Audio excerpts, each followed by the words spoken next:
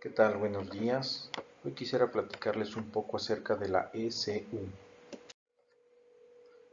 ECU significa Engine Control Unit, también conocida como la centralita. La centralita se encarga de hacer funcionar el motor en los nuevos motores de inyección electrónica. La ECU recibe señales de entrada desde los sensores y entrega señales de salida que van hacia motores y actuadores. También tiene buses para comunicaciones con otros sistemas. Aquí podemos ver el diagrama esquemático de una SU, donde podemos ver diferentes componentes. Del lado izquierdo podemos ver señales de entrada que provienen de sensores. Del lado derecho podemos ver señales de salida que van hacia motores y actuadores.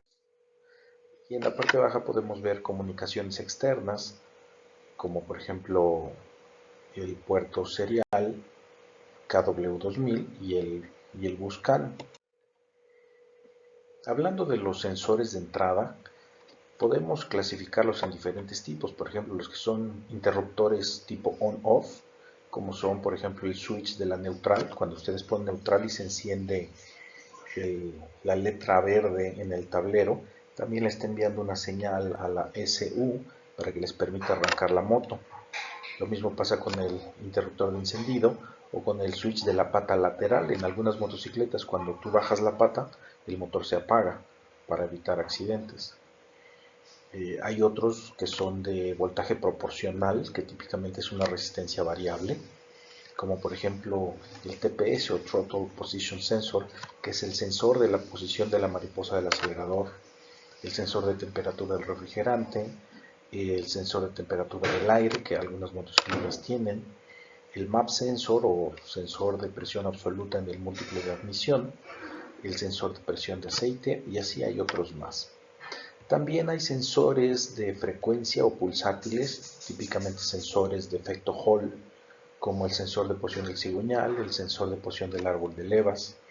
Y hay otros sensores, como los sensores de oxígeno, que siendo de voltaje proporcional, no los puse en la primera categoría porque no es precisamente una resistencia.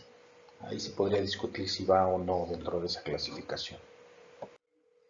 Hablando de los actuadores de salida, tenemos motores como la bomba de gasolina, el motor de control del ralentí, que es lo que se llama un step motor, o sea, un motor por pasos. Es un motor con mucha precisión que abre y cierra el paso de aire hacia el múltiple de admisión. También tenemos relevadores, como por ejemplo para disparar la alarma o las luces, o para encender los calentadores de los sensores de oxígeno. También tenemos señales pulsátiles, como las que van a los inyectores o a las bobinas. Y también tenemos, por ejemplo, la luz del check engine, porque finalmente la ECU utiliza la luz de check engine para avisar que existe algún problema en el motor. Tenemos los puertos de comunicación, donde los más modernos hoy en día están el CAN bus, que es un sistema de comunicación con otros sistemas, por ejemplo, con el sistema de frenos ABS, o con una alarma, o con el control de tracción, o con un sistema GPS, y tiene señales muy concretas y muy específicas que más adelante estudiaremos. Pero hay otros protocolos automotrices básicamente diseñados para diagnóstico, como por ejemplo el SAE J1850 o el ISO 9141 o el 14230, y hoy en día es muy común utilizar conectores OBD2. Sin embargo, es muy poco común que las motocicletas tengan conector OBD2. Casi todas tienen sus propios conectores específicos de su marca, y por esa razón es necesario un cable adaptador, un convertidor del conector propio de la motocicleta a un conector en formato OBD2.